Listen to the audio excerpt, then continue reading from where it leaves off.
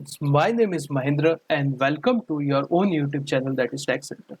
आज के वीडियो का पर्पस क्या है सर? जैन 21 का पेपर हम लोग ने सॉल्व किया था इनकम टैक्स का कुछ एक दो दिन पहले। आज जीएसटी का पेपर सॉल्व कर लेंगे जैन 21 का। तो जैन 21 का पूरा टैक्स का पेपर हम लोग सॉल्व कर लेंगे। अगर आपके पास एमसीक्यू शीट कहीं से अवेलेबल है या एमसीक्यू के क्वेश्चंस आपको पास्ट एग्जाम के पता है, आप भेज सकते हो बिकॉज आईसीआई वो इश्यू नहीं करता। ठीक है, स्टार्ट करेंगे। क्वेश्चन नंबर जितने भी 4 क्वेश्चन बेसिकली जीएसटी के दिए हुए हैं, तो ये वीडियो में कम से कम टाइम लगाए हुए हर एक चीज को अच्छे से समझ के हम लोग क्या कर लेंगे, ये चैप्टर को खत्म कर देंगे। ठीक है, ये चैप्टर होता है, ये क्वेश्चन पेपर को खत्म कर देंगे। अगर आप फर्स्ट टाइम यूट्यूब चैनल पे आ रहे हो तो भाई सब्सक्राइब कर लीजिए। क्यों आपको सब्सक्राइब करना है? बिकॉज आपको हर तरीके का अपडेट यहाँ पे मिल जाएगा। पूरा इनकम टैक्स का रिवीजन डाला हुआ है। जीएसटी का फर्स्ट पार्ट मैराथन पूरा डाल दिया, सेकंड कुछ दिनों में आ जाएगा। आपको टैक्स में मार्क्स अच्छे कैसे लाने, प्रैक्टिकल सब्जेक्ट में कैसे लाने, ये सब बातें यहाँ पे पता चल जाएगी। कुछ मैं चार्ट्स वगैरह आपको प्रोवाइड कर दूंगा टेलीग्राम चैनल पे, जैसे आप ये देख रहे हो handwritten chart, section wise summary पूरा डाल दिया है, जिससे आप 15 से 20 मिनट में आप पूरा सब्जेक्ट अपना रिवाइज कर सकते हो। ऐसे कुछ हैंड रिटन चार्ट्स भी जीएसटी के, मतलब जिससे जीएसटी का आधा पोर्शन तो मैंने 10-12 पेज में ही खत्म कर दिया है। ऐसे कुछ चार्ट्स भी अवेलेबल करा दूंगा टेलीग्राम चैनल पे, तो आप सब्सक्राइब कर लीजिए, हमें मोटिवेशन मिलेगा तो हम और ऐसा काम कर सकते हैं। ठीक है, तो यहाँ से हम आगे बढ़ते हैं क्वेश्चन नंबर पे, क्वेश्चन पेपर पे। तो सबसे पहले आ जाते हैं क्वेश्चन नंबर, ये कौन सा है? अपना इनकम टैक्स वाला पार्ट हो गया था। सेक्शन बी जो आपका इनडायरेक्ट टैक्स होने वाला है, उसका क्वेश्चन नंबर 5 जो कि कंपलसरी होता है, वो डिस्कस करते हैं। 8 मार्क्स का क्वेश्चन है। इसमें आपको कौन कौन सी चीजें रहेगी, बेसिकली वैल्यू ऑफ सप्लाई का क्वेश्चन है, उसके साथ साथ आईटीसी यूटिलाइज कैसे होता है वो पार्ट पूछा हुआ है 8 मार्क्स के लिए। काफी इजी क्वेश्चन है, कोई दिक्कत की बात नहीं है। फिर अगर मैं नीचे जाता हूँ, आपको क्वेश्चन नंबर 6 के बारे में बताता हूँ। तो क्वेश्चन नंबर 6 जो है वो मैंने, जब मैं रिकॉर्डिंग कर रहा हूँ तो मैंने पहले ये सब रिकॉर्ड कर चुका हूँ। क्वेश्चन नंबर 6 के दोनों पार्ट जो है वो एग्जाम्पशन के रिलेटेड है। किसके रिलेटेड है? एग्जाम्पशन के रिलेटेड है, मतलब 10 मार्क्स का एग्जाम्पशन पूछा हुआ है। क्वेश्चन नंबर 7 जो है वो आपका, ये जो क्वेश्चन नंबर 7 का फर्स्ट पार्ट है, ये सेक्शन 31 यानी आपके इनवॉइस चैप्टर से लिया गया है, और बी पार्ट जो है वो आपका ईवे बिल से लिया गया है, और इसके नीचे जो ये वाला सी वाला क्वेश्चन है, ये आपका रिटर्न वाले चैप्टर से लिया गया है। मैं बता रहा हूँ कि आपको आइडिया हो जाए कहाँ कहाँ से पूछा जाता है। क्वेश्चन नंबर 8 का ए पार्ट जो है वो आपका आरसीएम से लिया गया है, रिवर्स चार्ज मैकेनिज्म से। 8 का बी पार्ट जो है वो आपका कहाँ से लिया गया है सर? ये रजिस्ट्रेशन चैप्टर से लिया गया है। ये दोनों में से कोई एक अटेम्प्ट करना था। जो लास्ट वाला क्वेश्चन है वो आपका लिया गया है रजिस्ट्रेशन चैप्टर से, मतलब दोनों रजिस्ट्रेशन के है, आपको कोई एक अटेम्प्ट करना, मतलब ऑलमोस्ट हर एक चैप्टर से पूछी गई चीजें हैं। अभी मुझे नहीं पता एमसीक्यूज में क्या पूछा था, बिकॉज एमसीक्यूज भाई मैंने तो देखे ही नहीं है, मैं पेपर नहीं दिया, मैं तो सीए बन गया। तो अगर आपके पास है तो दे दीजिए, मैं प्रॉपर एनालिसिस करके टेलीग्राम में डाल दूंगा, सबकी हेल्प हो जाएगी उससे। ठीक है, पॉसिबल नहीं है मिलना, पर अगर कहीं से हो सके तो ठीक है। स्टार्ट करते हैं क्वेश्चन नंबर 5। क्वेश्चन नंबर 5 क्या बोलता है? Star limited a registered supplier in Karnataka. Star limited करके एक कंपनी है जो कि कर्नाटका में रजिस्टर्ड सप्लायर है। Has provided the following details of supply of one machine. One machine की डिटेल दी हुई है ये। ठीक है, वन मशीन की दी हुई है। क्या दिया हुआ है सर? लिस्ट प्राइस दिया हुआ है। लिस्ट प्राइस मतलब जो प्राइस है प्रोडक्ट का, exclusive of item given 2 to 4, ये आइटम को छोड़ के ये 80,000 रुपीज इसका लिस्ट प्राइस दिया हुआ है। Tax levied by local authority on sale of such machine.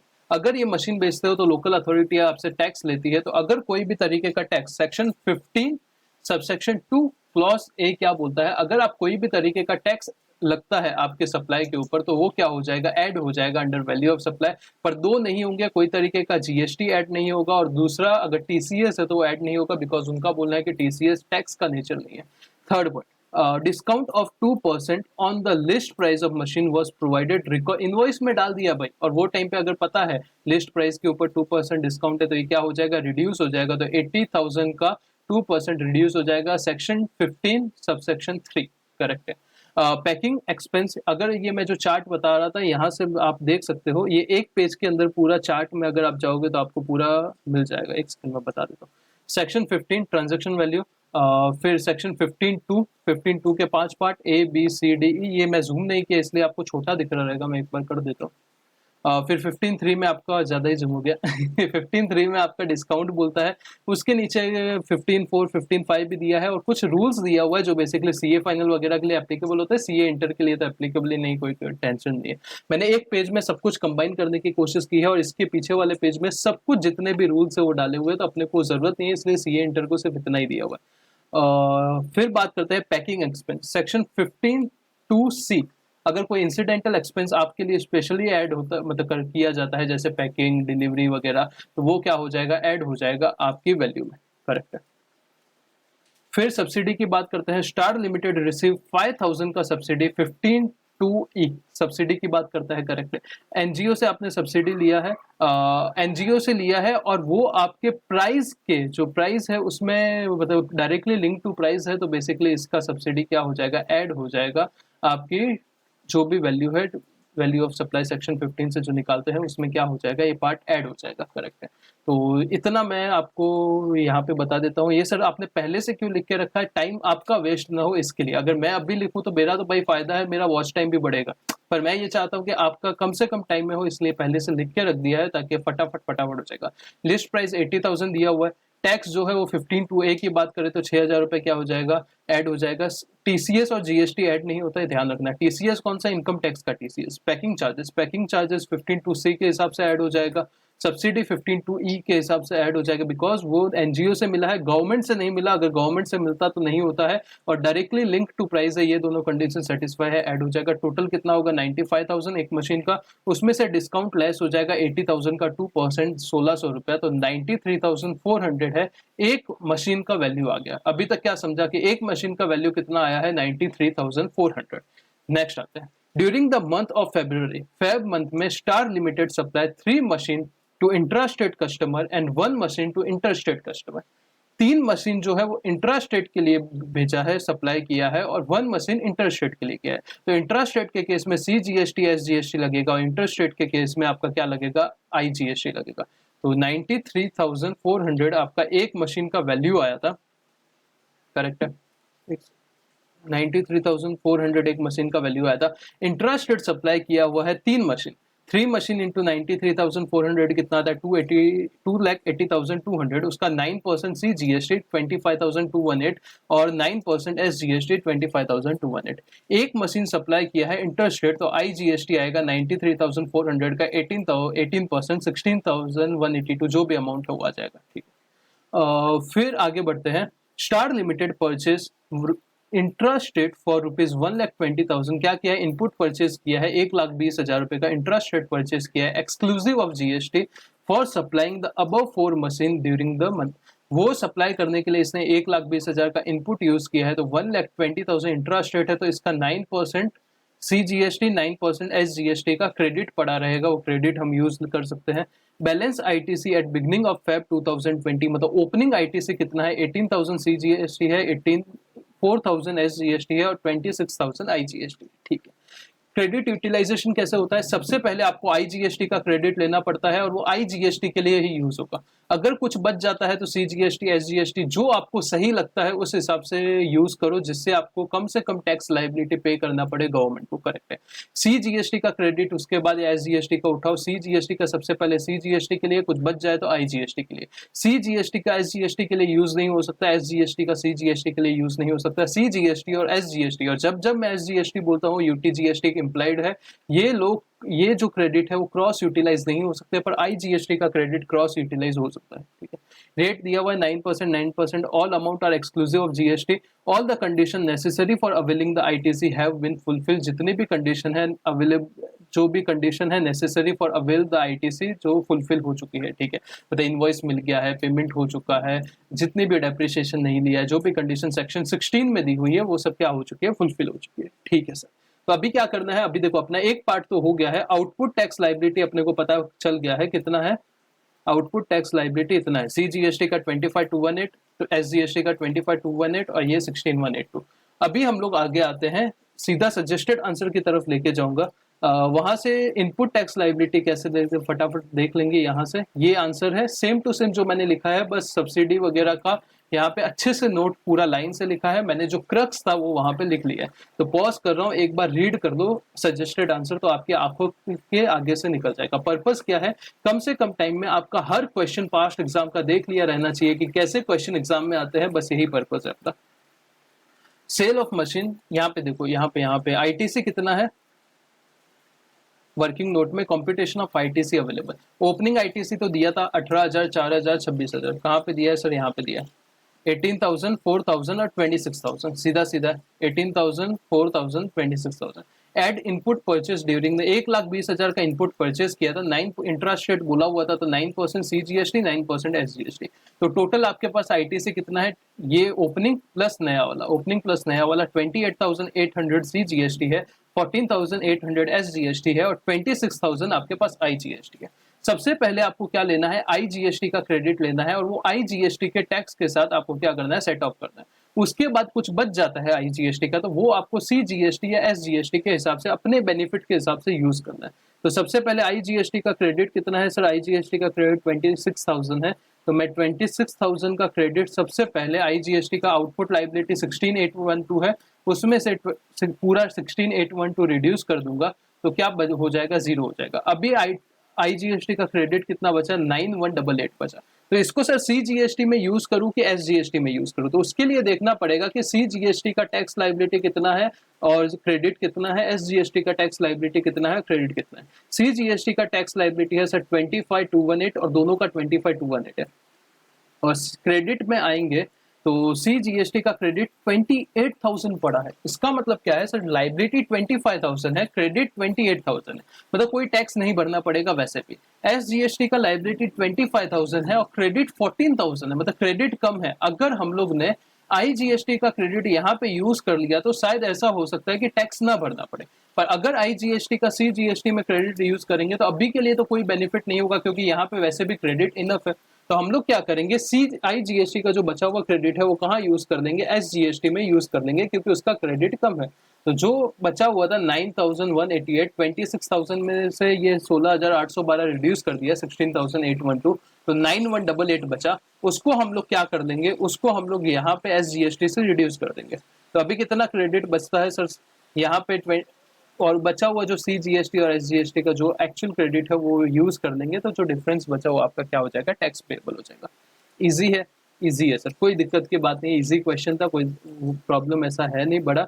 Note पे ध्यान रखना है आपको, मैंने जैसे इनकम टैक्स में बताया, अगर हो सके तो यहाँ पे पूरा कैलकुलेशन कर देने का और उसके बाद नीचे सब नोट्स लिख देने के, ITC यूटिलाइजेशन के रिलेटेड, 15(2)A के रिलेटेड, 15(2)C के रिलेटेड, 15(2)E के रिलेटेड, 15(3) के रिलेटेड, जो भी सेक्शन है वो सब आप लाइन से लिख सकते हो यहाँ पे। तो आपको क्या हो जाएगा, एक बड़ा सा अच्छा खासा पेपर अच्छा दिखता है, थोड़ा साइज बड़ा दिखता है, पर टाइम उतना ही जाता है, ऐसा कोई बड़ा टाइम नहीं लगता। तो हो सके तो ऐसा बेहतर रहता है, बाकी आप पे है। ठीक है, तो चलो यहाँ पे क्वेश्चन नंबर 1 हो गया है, अभी हम लोग क्वेश्चन 2 पे जाते हैं।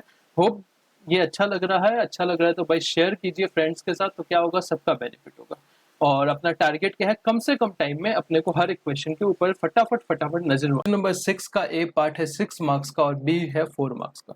तो अगर आप क्वेश्चन नंबर 6 को देखोगे तो दोनों क्वेश्चन जो है वो एग्जाम्शन के ऊपर है, तो 10 मार्क्स का एग्जाम्शन पूछा था और इजी क्वेश्चन है। ये पूरा क्वेश्चन एग्रीकल्चर वाले के ऊपर है जो हम लोग ने बहुत अच्छे से देखा था, और उसके नीचे वाला B पार्ट जो है वो रेसिडेंशियल वेलफेयर एसोसिएशन, अगर 7,500 रुपए से ज्यादा अगर आप कोई मेंटेनेंस चार्ज वगैरह लेते हो तो वो वाला पार्ट करेक्ट है। Yes, Green Agro Services is registered person provides the following information relating to the activity during the month of Feb 2020. Feb 2020 के रिलेटेड ही क्या दे रहा है, कुछ इन्फॉर्मेशन दे रहा है, अपने को बताना है GST, अपने को क्या करना है, compute the value of taxable supply, कितना टैक्सेबल सप्लाई कर रहा है, उसके ऊपर GST नहीं कंप्यूट करना है, रेट वगैरह नहीं दिया, सिर्फ इतना बताना है टैक्सेबल सप्लाई क्या है। 6 पॉइंट है और मेरे हिसाब से 1 2 3 4 5 ये आपके पॉइंट्स यहाँ पे दिए हुए हैं, 5 क्वेश्चंस बेसिकली दिए हुए हैं, अपने को नोट वगैरह के साथ इसका आंसर करना है। सबसे पहले services relating to the rearing of ships. Rearing का मतलब क्या होता है, बेसिकली पशुपालन जो बोलते हैं ना, एनिमल्स को पालते हैं। शिप्स का रेयरिंग आपका एग्रीकल्चर एक्टिविटी होता है क्या, बिल्कुल होता है। सिर्फ हॉर्स को छोड़ के बाकी सब एनिमल को अगर आप रेयरिंग वगैरह करते हो तो वो क्या माना जाता है, एग्रीकल्चर एक्टिविटी माना जाता है। तो ये आपका क्या हो जाएगा, एग्जेम्प्ट हो जाएगा, बेसिकली टैक्सेबल नहीं होगा। Second point, services by way of artificial insemination of horse. अगर आप आर्टिफिशियल है इंसेमिनेशन का मतलब क्या होता है, बेसिकली कोई जानवर है उसको कोई मतलब उसको प्रेग्नेंट करना है, तो आर्टिफिशियल तरीके से अगर इंसेमिनेट करते हो तो वो आपका एग्जेम्प्ट होता है। पर वैसे हॉर्स आपका माना ही नहीं जाता एग्रीकल्चर एक्टिविटी में, तो अगर हॉर्स का आर्टिफिशियल इंसेमिनेशन करोगे तो ये टैक्सेबल होगा, पर इसको छोड़ के, हॉर्स को छोड़ के बाकी कोई और एनिमल रहता तो ये केस में एग्जेम्प्ट हो जाता। Third point, processing of sugar cane into jaggery. अगर आपको याद रहेगा तो मैंने बहुत अच्छे से बताया था कि अगर आप क्या करते हो, अगर आप कोई भी एग्रीकल्चर प्रोडक्ट को ऐसी चीज में ट्रांसफर करते हो जिससे उसका जो प्राइमरी होता है, प्राइमरी नेचर होता है, वो अगर चेंज हो जाता है तो वो आपका एग्रीकल्चर एक्टिविटी नहीं रहेगा। ये शुगर केन से आप जैगरी बना रहे हो, उसका प्राइमरी जो एग्रीकल्चर वाला कंटेंट था, वो जो उसका प्राइमरी नेचर था वो चेंज हो जाता है, तो ये आपका एग्रीकल्चर एक्टिविटी नहीं रहेगा, टैक्सेबल हो जाएगा। Milling of paddy into rice, ये तो बहुत फेमस है, मैंने स्टार्टिंग में ही बताया था, अगर आप पैडी से राइस में कन्वर्ट करोगे तो टैक्सेबल हो जाएगा।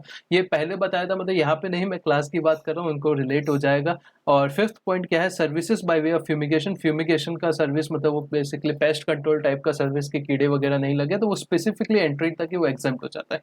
ये तो फर्स्ट और लास्ट एग्जाम्प्ट रहेगा, बीच के दोनों टैक्सेबल रहेंगे। सबके रिलेटेड नोट्स कैसे लिखने हैं अपन मॉड्यूल से मतलब सजेस्टेड आंसर से देख लेते हैं।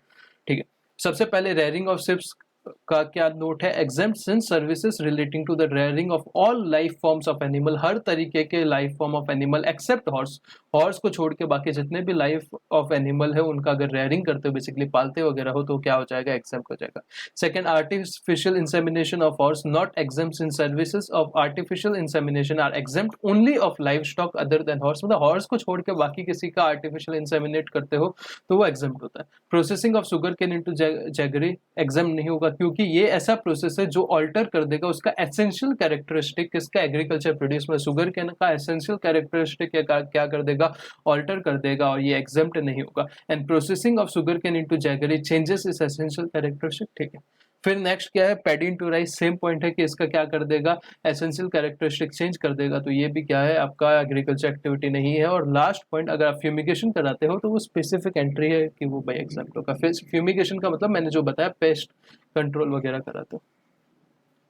फिर नेक्स्ट क्वेश्चन के ऊपर आते हैं, वो रेसिडेंशियल वेलफेयर एसोसिएशन। वो चार्ट याद रखना जो मैंने आपको क्लास में कराया था, वो chart is more than enough, उस पर आपका पूरा क्लियर हो जाएगा। इसमें बेसिकली ऐसा, RWA का मतलब क्या होता है, रेसिडेंशियल वेलफेयर एसोसिएशन का मतलब एक तरीके से ये समझो कोई हाउसिंग सोसाइटी टाइप है, करेक्ट। उसका अगर कोई मेंटेनेंस का बिल मेंबर पे कर रहा है तो वो टैक्स लगेगा कि नहीं लगेगा, उसके ऊपर क्वेश्चन है। तो वहां पे अपने को ये देखना है, 7,500 रुपए, 7,500 लिमिट याद रखना है, उससे ज्यादा पे करेगा तो GST लगाना है। और उसके बाद डिपेंड करता है कि वो RWA रजिस्टर्ड है कि नहीं, अगर रजिस्टर्ड है तो आपका GST चार्ज करेगा। सत्य Sai residential welfare association is a registered person है, ठीक है, अंडर द GST, और उसके कितने मेंबर है, 30 मेंबर है, each paying 8,000 as a maintenance charges per month for the source of goods and services from third person for common use of member. ठीक है, मेंटेनेंस चार्ज 8,000 पे कर रहा है, कितने मेंबर है, 30 मेंबर है, 8 3 24, मतलब कितना हो जाएगा, 2.40 लाख, करेक्ट है। 2.4 होगा कि 24 लाख होगा, एक सेकंड कैलसी कर लेते हैं अपन।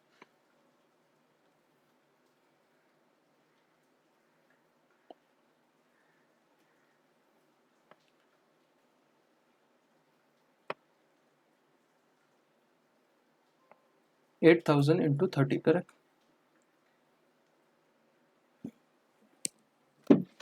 लैपटॉप हैंग हो रहा है बेटा, कैलसी से ही कर लेता।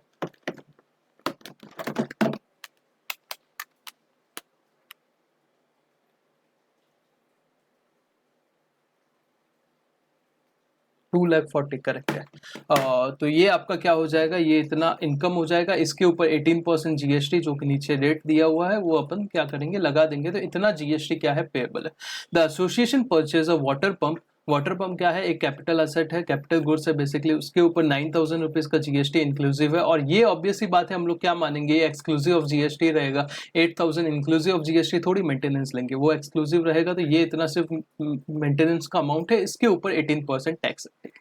वो ये 59,000 का उसने कैपिटल गुड्स परचेज किया था, मतलब इनपुट, आपका इनपुट टैक्स कितना है, 9,000 कैपिटल गुड्स के ऊपर है, और इनपुट सर्विसेज के ऊपर आपका कितना है, 3,600 रुपीज क्या है, आपका इनपुट टैक्स है। ठीक है, तो ITC मिलेगा कि नहीं मिलेगा, अगर ये टैक्स रजिस्टर्ड पर्सन है, ये अगर टैक्स भर रहा है तो इसको ITC मिलेगा, कोई दिक्कत की बात नहीं। कंप्यूट द GST पेएबल, तो ये इतना पेएबल है, ये सब इंट्रा स्टेट सप्लाई है, तो डिवाइड बाई 2 कर देंगे, 9% CGST, 9% SGST, ये भी क्या हो जाएगा, डिवाइड बाई 2, तो 4,500 CGST, 4,500 SGST, और 1,800 CGST, 1,800 SGST।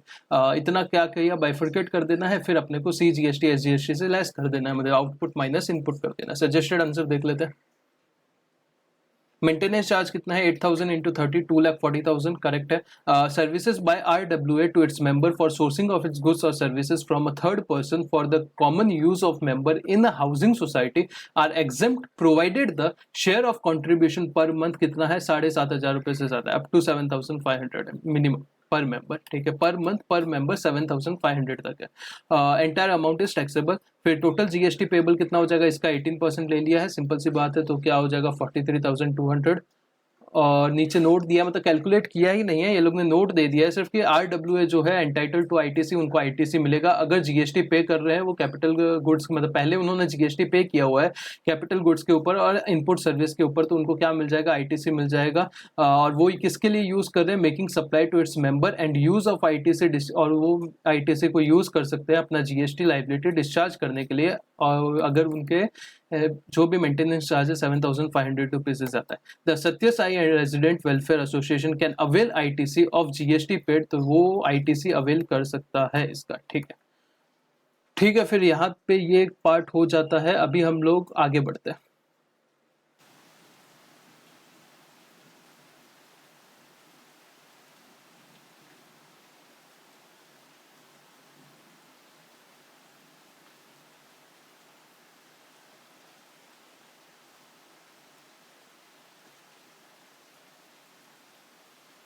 चलो नेक्स्ट क्वेश्चन के ऊपर आते हैं. क्वेश्चन नंबर 7, जिसके 3 पार्ट है. Question number 7(1)A, 7(1)B, 7(1)C.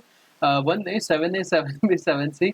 7 4 marks का है, फिर 3 मार्क्स के 2 क्वेश्चन है. ठीक है, जो 7A है वो इनवॉइस के रिलेटेड है. एक कंसोलिडेटेड इनवॉइस का कंसेप्ट आता है, उसके बारे में ये बोलता है ABC सिनेमाज और registered person engage in making a supply of service by way of admission of exhibition of cinematographic film in multiplex scenes was issued consolidated invoice for the supply at the.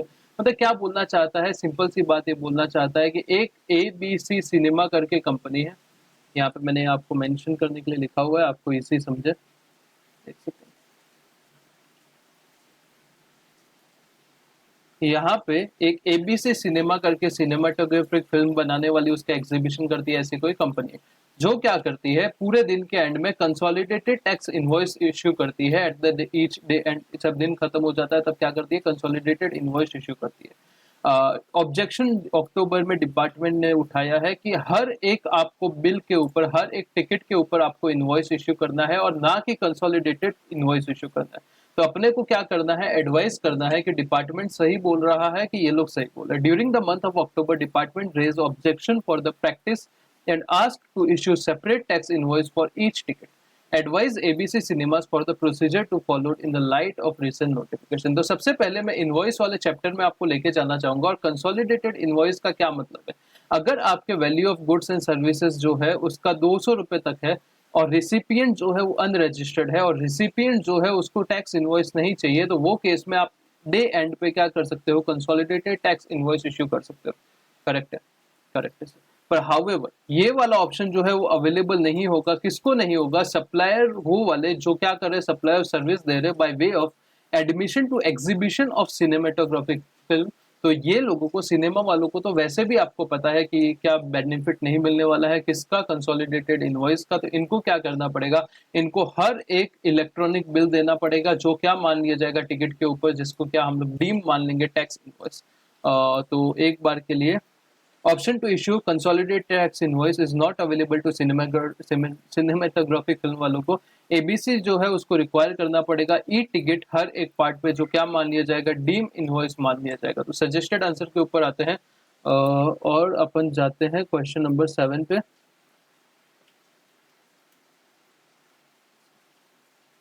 देखो, procedure to be followed by ABC cinemas registered person engage in making supply of service by way of admission to exhibition cinematographic film. इनको क्या दिया गया है, इनके लिए consolidated invoice का benefit available नहीं होगा, नॉट अवेलेबल. होप सो आपको दिख रहा है नॉट अवेलेबल. और आपको क्या करना पड़ेगा, आपको ABC cinema can not issue consolidated tax invoice और इनको इलेक्ट्रॉनिक टिकट इश्यू करना पड़ेगा. क्या करना पड़ेगा, इलेक्ट्रॉनिक टिकट जो क्या मान लिया जाएगा, deem to be tax invoice मान लिया जाएगा, even if such ticket does not contain the details of the recipient. Is it okay? Yes. तो यहाँ पे अपना क्वेश्चन नंबर 7 का ए पार्ट खत्म हो चुका है. अभी अपन 7 के बी पार्ट पे जाते हैं. अग्नि लिमिटेड अ रजिस्टर्ड सप्लायर। अभी इसमें क्या क्वेश्चन में कुछ इतना टफ नहीं था भाई, तुम लोग बोलते हो पेपर टफ आता है, क्या टफ है इसमें बताओ आप। एकदम इजी क्वेश्चन है, 4 मार्क्स का क्वेश्चन है, आपको बस पता होना चाहिए, आपने चैप्टर पढ़ा हुआ रहना चाहिए, आपको पता है कि इनवॉइस में ये नहीं बेनिफिट मिलता, बस खत्म।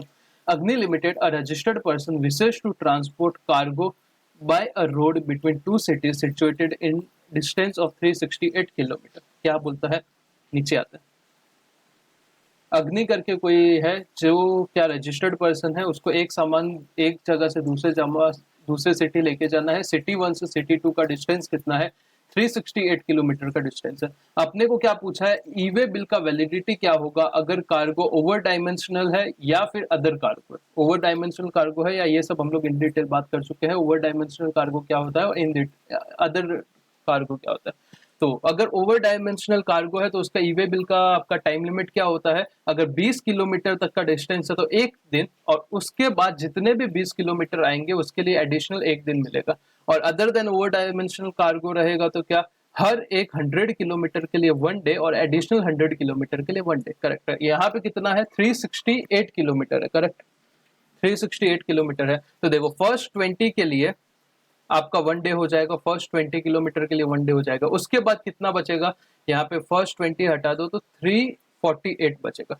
तो 348 और 20 इंटू 348 सबसे नजदीक क्या जाएगा, 18 डेज जाएगा। 18 डेज से कितना हो जाएगा, 360 हो जाएगा। अगर 17 लेंगे तो कितना होगा पता है, 17 इंटू 20 करेंगे तो 340 होगा, पर 348 तक जाना है तो अपने को 18 डेज लेने पड़ेंगे। तो 18 डेज यहाँ से और 1 दिन यहाँ का, तो टोटल 19 डेज आपका क्या रहेगा, ईवे बिल का वैलिडिटी रहेगा। अगर अगर अगर अगर ओवर डायमेंशनल कार्गो, अगर भाई आवाज आ रहा है क्या, बारिश हो रहा है मुंबई में। अगर ओवर डायमेंशनल कार्गो नहीं है तो वो केस में क्या होगा, वो केस में हर एक दिन का 100 किलोमीटर, हर एक दिन का 100 किलोमीटर, और उसके बाद हर 100 किलोमीटर को आपको 1 दिन और मिलेगा। तो फर्स्ट 100 किलोमीटर में 1 दिन, बाद में आपका 3 दिन आएंगे, मतलब 300 किलोमीटर, उसके लिए 3 डेज, मतलब टोटल 4 डेज का आपको टाइम मिल जाएगा। कुछ इजी क्वेश्चन है, कुछ ऐसा खास इतना डिस्कस करने जितना नहीं है। एक बार का यहाँ पे पॉज करता हूँ, आप रीड कर दो, अगर ओवर डायमेंशनल कार्गो रहेगा या other than over dimensional cargo रहेगा। ठीक है, फिर नेक्स्ट क्वेश्चन पे आते हैं, सी पे।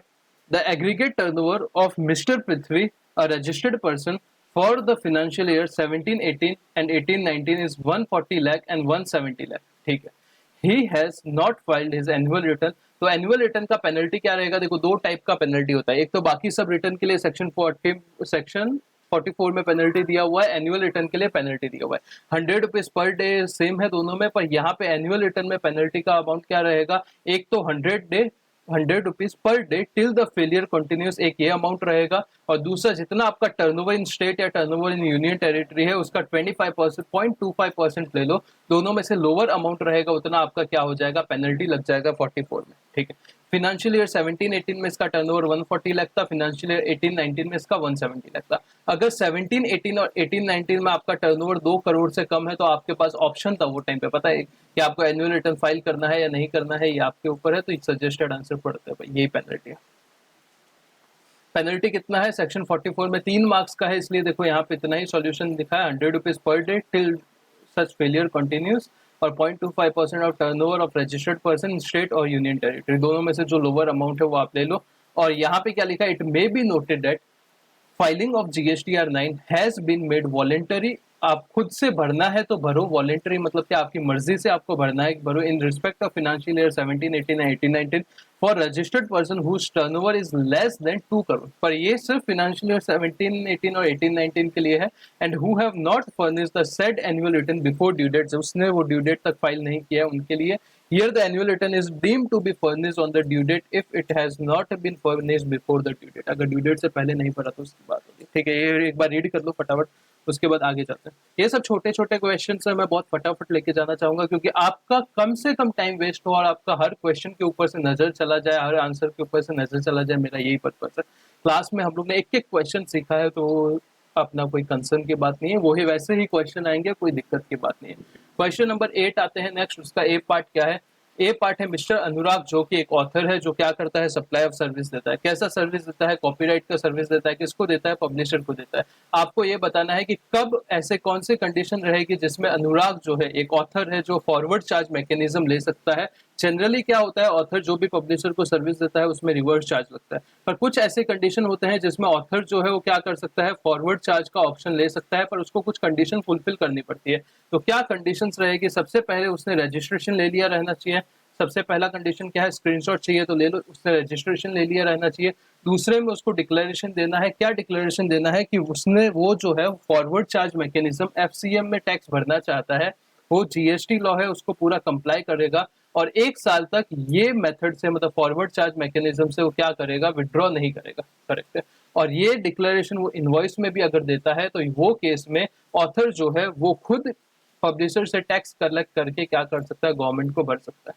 Is it okay? तो ये वाला पार्ट सजेस्टेड आंसर से देख लेते हैं भाई। इजी इजी क्वेश्चन है, कुछ ऐसी दिक्कत की बात नहीं है।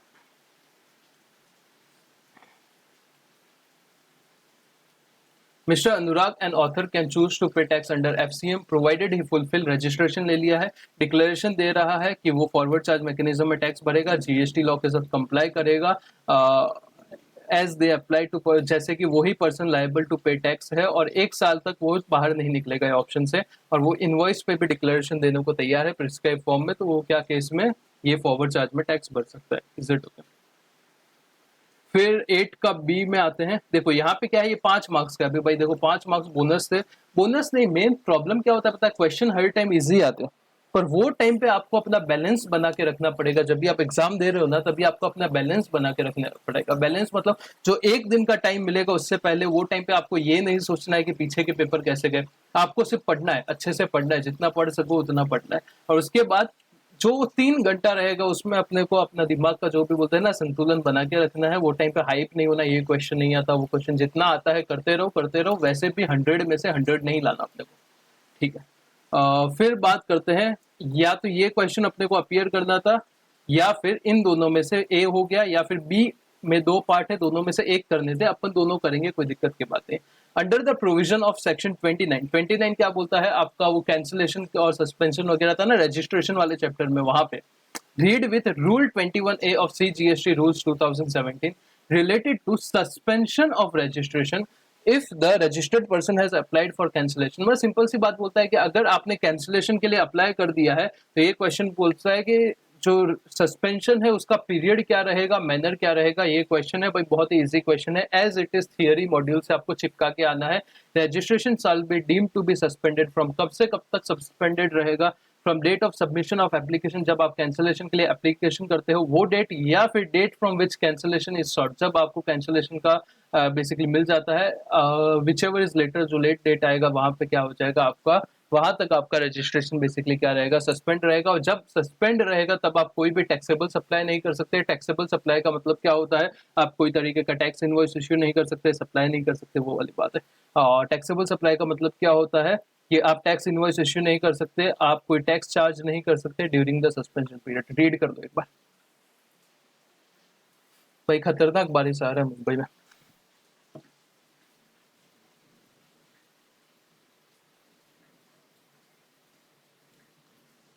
फिर नेक्स्ट क्वेश्चन पे आते हैं, इसी के साथ अपना ये खत्म हो जाएगा। जीएसटी जैन का पेपर हम लोग ने पूरा मतलब सॉल्व कर दिया है, इनकम टैक्स भी सॉल्व कर दिया है, जीएसटी भी सॉल्व कर दिया है, ठीक है। अभी इसके बाद नवंबर का पेपर ट्राई करूंगा, यूट्यूब पे 3-4 पेपर डाल दूंगा, और क्लास वालों को जितने भी पास्ट पेपर है, और ऑब्वियस सी बात है थोड़ा उन्होंने पैसा दिया है तो हक बनता है यार, तो उनको बचे हुए सब पेपर दे दूंगा। और यूट्यूब पे भी 3-4 जो पास्ट पेपर है वो मैं यहाँ पे सॉल्व कराने की पूरी तरीके से ट्राई करूंगा। Second point, explain the sir, और अपने फ्रेंड्स के साथ ये चीज शेयर कर दीजिएगा, किसी का भला होता है तो भाई कोई दिक्कत की बात नहीं है, और इससे मेरा भी भला होगा, ठीक है। Explain the circumstances under which proper officer can cancel the registration on his own. वो देखो मैंने बोला था ना आपके 10-12 पॉइंट थे, कैंसिलेशन जब पढ़ा रहा था तब मैंने कुछ अजीब सा टेक्निक देके आपको याद कराने की ट्राई की थी। प्रॉपर ऑफिसर कब आपका रजिस्ट्रेशन कैंसिल कर सकता है उसके बारे में बोला हुआ है। तो देखो जो अगर सबसे पहला पॉइंट, अगर आप क्या करते हो, जीएसटी लॉ का कॉन्ट्रावेंशन करते हो। कॉन्ट्रावेंशन का मतलब क्या है, जो डिक्लेयर्ड बोला था, जो बिजनेस आपने रजिस्ट्रेशन में बताया था कि ये प्लेस से मैं बिजनेस करूंगा, वो प्लेस को छोड़ के बाकी आप कोई जगह से बिजनेस करते हो, तो आपका जो प्रॉपर ऑफिसर है वो आपका क्या कर सकता है, रजिस्ट्रेशन कैंसिल कर सकता है। दूसरा, आप सप्लाई कर रहे हो पर इनवॉइस इश्यू नहीं कर रहे हो, इनवॉइस कर रहे हो विदाउट सप्लाई, मतलब इनवॉइस इश्यू कर रहे हो पर आप सप्लाई नहीं कर रहे हो, तो वैसे केस में भी आपका क्या रजिस्ट्रेशन कैंसिल कर सकता है। आप एंटी प्रॉफिटेरिंग मेजर का मतलब क्या होता है, सीए फाइनल में इन डिटेल कंसेप्ट है, अभी के लिए सिर्फ इतना समझ लो कि गवर्नमेंट आपको कोई बेनिफिट दे रही है, गवर्नमेंट आपको कोई बेनिफिट दे रही है, तो आपका काम है कि आगे वाले को वो बेनिफिट पहुंचाना। मतलब अगर आपको रेट कम किया है या आपको आईटीसी मिल रहा है, तो वो आईटीसी, आप मैन्युफैक्चरर हो तो आपको आगे होलसेलर को पहुंचाना है, होलसेलर है तो उसको रिटेलर को पहुंचाना है। अगर आप बीच में कुछ धोखाधड़ी करते हो, पैसा खाने की कोशिश करते हो, तो आपके ऊपर एंटी प्रॉफिटियरिंग मेजर वाला वो एक चैप्टर लग जाता है, तो वो केस, तो सिर्फ अभी के लिए इतना ये नाम याद कर दो, बहुत है। और चौथा, बैंक डिटेल का मतलब क्या होता है, पहले कैसा होता था, जब आप जीएसटी रजिस्ट्रेशन का फॉर्म भरते थे तभी आपको क्या करना पड़ता था, बैंक डिटेल देना पड़ता था, पर बहुत सारे केसेस में ऐसा होता था कि भाई अवेलेबल ही नहीं है बैंक डिटेल, तो क्या करें, तो अभी रिलैक्सेशन दिया हुआ है, तो वो रिलैक्सेशन जो भी टाइम लिमिट है उसके अंदर अंदर आपको क्या करना होता है, बैंक डिटेल प्रोवाइड करना होता है। अगर नहीं किया आपने तो आपका रजिस्ट्रेशन कैंसिल हो सकता है। फिर अगर आप कंपोजिशन डीलर हो, मतलब सेक्शन 10 के अंदर आप क्या हो, रजिस्टर्ड हो, सेक्शन 10 के अंदर आपने जीएसटी में रजिस्ट्रेशन लिया है और आप कंटिन्यू 3 साल तक, 3 टैक्स पीरियड, मतलब आपका कंपोजिशन डीलर का रिटर्न हर साल जाता है और सीएमपी 08 पेमेंट क्वार्टरली जाता है, करेक्ट है। तो ये 3 साल तक अगर आप अपना रिटर्न नहीं फाइल करते हो कॉन्सिक्वेंटली, मतलब लगातार, तो आपका क्या करेंगे, रजिस्ट्रेशन कैंसिल कर देंगे। अगर नॉर्मल पर्सन हो और आप 6 महीने तक रिटर्न फाइल नहीं करते कंटिन्यूस, तो आपका रजिस्ट्रेशन कैंसिल कर सकते हैं। आप वॉलेंटरी रजिस्टर्ड पर्सन हो और आपने जिस दिन रजिस्ट्रेशन लिया उसके 6 महीने के अंदर अंदर अगर आपने बिजनेस चालू नहीं किया, तो आपका रजिस्ट्रेशन कैंसिल कर सकते हैं। और अगर आपने रजिस्ट्रेशन ऑब्टेन किया है बाय फ्रॉड, मतलब धोखाधड़ी करके या विलफुल मिसस्टेटमेंट, जानबूझ के गलत स्टेटमेंट देके, या सप्रेशन ऑफ फैक्ट, मतलब कुछ फैक्ट थे उनको दबा के, तो क्या हो सकता है, तो आपका रजिस्ट्रेशन कैंसिल हो सकता है, ठीक है। तो यहाँ पे ये पॉइंट आप क्या करो, रीड कर लो, आंसर टू अल्टरनेटिव जो है। फर्स्ट पॉइंट क्या लिखा है कि आप बिजनेस कर रहे हो ऐसी जगह से जो आपने डिक्लेयर नहीं किया, और ये 8 में से आपको क्या करना है, एग्जाम में 5 पॉइंट लिखने हैं, पर अपन 8 ही लिख देंगे भाई, इसमें कोई बड़ी बात नहीं है, इजीली याद हो जाता है। पर लास्ट टाइम ही आया तो इस बार तो नहीं आएगा फिर भी ऐसे ही क्वेश्चन आएंगे यार, और क्या आएगा भाई, देखो कितने सही सही, तो 7 8 तो पूरा बोनस आया था। मतलब बोनस ऐसे नहीं बोल सकते, आपने अच्छे से थोड़ा पढ़ा हुआ है ना तो बोनस है। अगर आपने चैप्टर ही नहीं किया या फिर आपने एक दिन पहले रिवाइज नहीं हो पाया, वो सब केसेस में क्या हो जाएगा, धोखा हो जाएगा। तो उसके लिए मैं मैराथन डाल रहा हूँ, उसके लिए मैंने बहुत सारे चार्ट, सेक्शन वाइज समरी सब टेलीग्राम ग्रुप में डाला है, अगर आपको हेल्प हो तो आप यूज कर सकते हो, कोई दिक्कत की बात नहीं है।